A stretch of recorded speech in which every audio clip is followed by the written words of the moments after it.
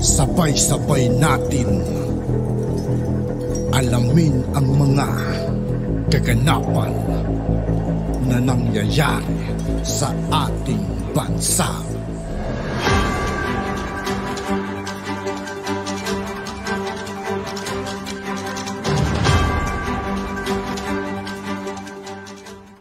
Yo, what's up mga kaibigan? This is I2K po again. Ngayon nandito naman ulit tayo sa channel ni Banat News Updates. Dito naman ulit tayo magbibigay ng comment at reaction. Kaya samahan nyo ko guys. Let's go!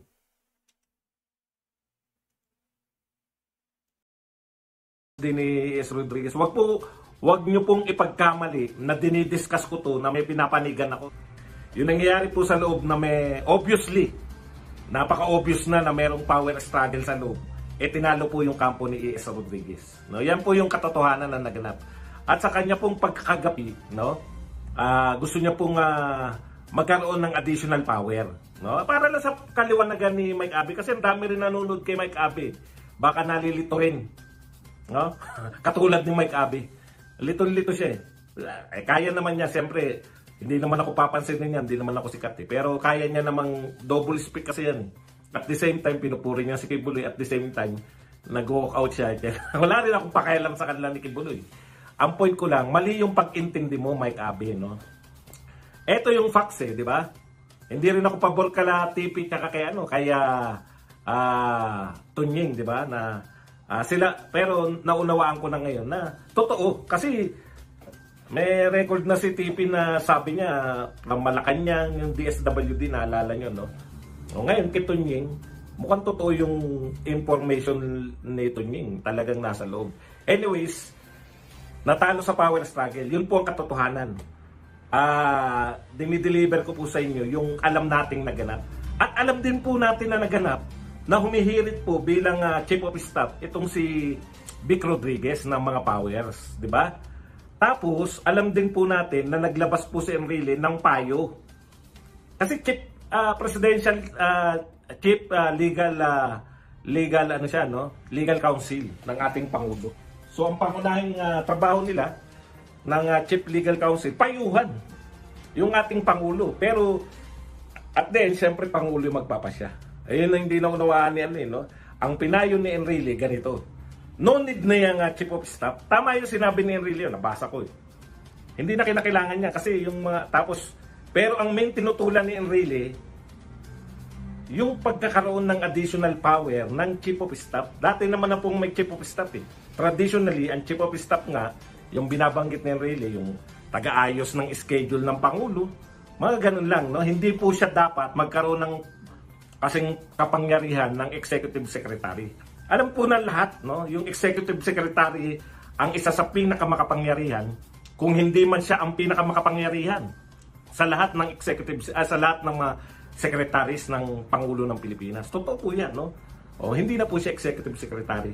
Una, mali po si Mike Abe na sabihin niya na sa kanyang opinion, mas magiging parang mas umangat pa si Vic Rodriguez kaysa sa dati niyang posisyon. No? Mali po yun. No? Alam naman po natin na pakonsuelo de bobo na lang yan. Yung pagiging chief of staff. Kasi nga, talaga namang malapit si Vic Rodriguez kasi Pangulong Marcos. Nakita natin yan na magkasama na sila before pa. Hindi katulad ng iba rito ng mga bagong salta lang yan sa sa mga circle ng mga Marcos. Di ba? Si Vic Rodriguez mukhang matagal na. So, pinahalagaan naman ng Pangulo yung loyalty. Kaya binigyan po siya nag-create ng presidential chief of staff. Pero dahil legal counsel, chief legal counsel itong si Enrile, napupursin niya na magkakaroon ng mga conflict. Pag pinagbigyan yung mga kahilingan ni Vic Rodriguez. No? So, ang nangyari, Mike Abe, para lang sa kaalaman mo, sinunod. Kasi ang sinasabi niya, hindi raw sinunod ng Pangulo. Kaya yun yung question niya. Ano na ngayon mangyayari kay Secretary Enrile?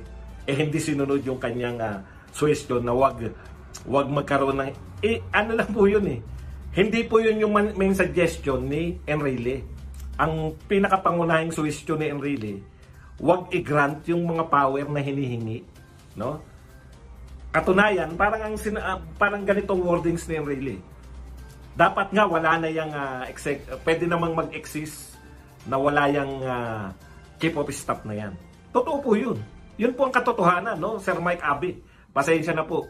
At mukhang mali po yung pag-intindi nyo. Ngayon, kung tatanggapin nyo itong pagtatama ko na hindi po tinanggihan ng Pangulo yung suggestion o yung ipinayo ni Enrile. Ewan ko kung bakit parang dahil taga-SMNI ba si Enrile? Kung ganun po ba? Taga-SMNI ba siya kaya ka medyo nagtatampo? Kasi ang hirap pa ni Mike Abe, ayaw niyang dumirekta na binabanata niya si Enrile. Katulad dito, ang banat ko sa iyo hindi personal. Mali yung pag-intindi mo na tinanggihan yung payo. Ba't naman kita personal? Hindi nga kita kilala. At malamang hindi mo rin ako kilala kasi ikaw sikat na sikat. Ako, ano ba naman ako? Kaya lang, maraming mga viewers ko Hindi ha? Mas marami kang viewers, walang problema ron. Kaya lang, kinakailangan kong itama. Kasi una, na-intriga ako sa pamagat mo. Ang sinasabi mo, ano na mangyayari kay Enrile? Ano na mangyayari kay Enrile? Chief Legal Counsel pa rin po siya.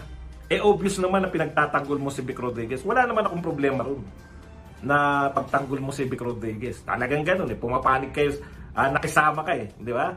Gusto mo mag-alatipi at tunying. Ikaw naman yung kakampi. Talo ka nga lang.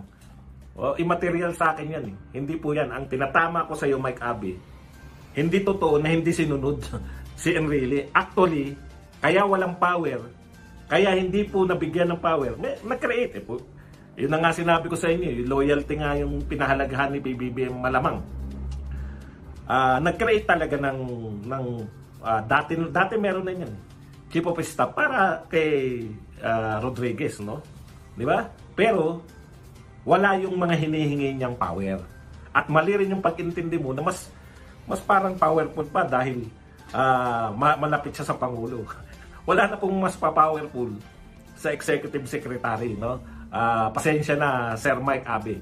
Medyo sablay yung mga pananaw natin. Hindi po yung patapahabaan ng tagal sa broadcasting. Kasi, bagamat ikaw ay mas matagal sa akin sa broadcasting, mas matagal naman ako sa iyo kaysa sa pagbablog. Magkaiba yun. Di ba? Kayo sa broadcasting, nagbabasa lang kayo ng balita. Kami, nagsimula ako, nagsusuri na ako ng mga balita. Kaya, patas-patas lang tayo pagdating sa vlogging. Pinupuna ko naman sa iyo, hindi naman yung pagbabalita mo, kundi yung pagbablog. Sabla yun, no? Tapos, ang problema ko sa iyo, dino-double speak mo, na kapit-apitagan, matagal na sa pagiging abogado, etc. Paano na mangyayari sa kanya? Wala pong mangyayari kay Enrile.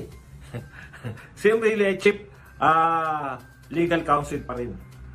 Sa mga sa mga pumupuna po kay Enrile, na kasi baka hindi niyo inabutan, baka marami yung mga bata pa, no? Talaga namang tama yun, no? Sa panahon nung EDSA, nagbalik tayo. Pero sana makita nyo na magkakasundo na yung Marcos at si Enrile. Nilabanan nila pare-pareho si Cory. Baka nakakaligtan nyo o hindi nyo inabutan yung pangyayari na yan, na binabalik nyo yung nag-tridor kay Marcos si Enrile. Tama naman yun noong 1986, no? Pero ang realization nun, mas marami pa pong binubunyag si Enrile na anti-Aquino, no? Kaysa anti-Marcos. Si Enrile rin nga yung nagsasabi na tama yung martial law ng pagkakadeklara ni Pangulong Marcos.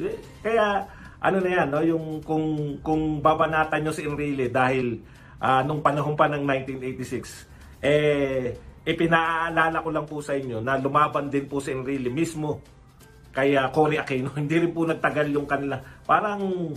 Actually, parang nagamit lang sila ni Cory, na etsapuera na nga sila pagkatapos ng lahat. Diba? Nung sa EDSA Revolution. Kaya, ano po yun, no? Yung mga ganyang galit kay Enrile, si Bongbong po na kumuha sa kanya. Malaking bagay po, no? Yung 98 years old. Ito pong usapin ng taxation. Yung master po si Enrile dyan. Malaking bagay po si Enrile, no? Hindi po. Malaking bagay po sa team ng ating mahal na Pangulong BBM, no? Kaya po wag po nating personalin. Kasi tama po 'yung sinabi niya. Magsasanga-sanga po 'yan. Biruin niyo kung binigay yan sa Chief Executive, sa Chief of Staff, na ngayon po ay official na po yata si Vic Rodriguez, kung di ako nagkakamali. Imagine po ninyo kung binigay po yan, yung pagiging Chief of Staff. ano pong mangyayari? Pareho sila ng mga function ng executive secretary. Lagi pong may bangayan pa rin. Pareho sila ng function ng legal counsel. May mga salasalabat po. O, kaya tinama lang po ni Enrile ang lahat. Okay? So, wag niyo pong problemahin masyado. At hindi po natin dapat pinoproblema yan. Kusa po yan. Kung hindi po kayo involved sa power struggle, no? Wala pong ano yan. Wala pong, anong tawag dito? Wala po. Meron din po yan sa panahon ni Pangulong Duterte. Hindi lang ganyan ka-visible. Kasi kaya ni Miguel Dea lahat eh. Yun nga po yun eh. Yun yung pagkakaiba. Hindi kinaya ni Vic Rodriguez. Kasi ikaw ang pinaka-powerful eh. Sa totoo lang, executive secretary po ang pinaka-powerful sa gabinete. Kung hindi mo kinaya, eh di talo ka. Talo po siya eh. No? Huwag mo nang paandaran, Mike Abe, na hindi ako against sa inyo. Pero mali yung pananaw mo na mas magiging powerful pa yung chief of staff kaysa sa executive secretary. Pag-usap. At yun nga po mga kaibigan, dito po nagtatapos ang ating reaction video. Muli ako po si I2K ng Sundalo ng Dunggalo. Maraming salamat sa patuloy na pagsuporta. Yeah, peace out.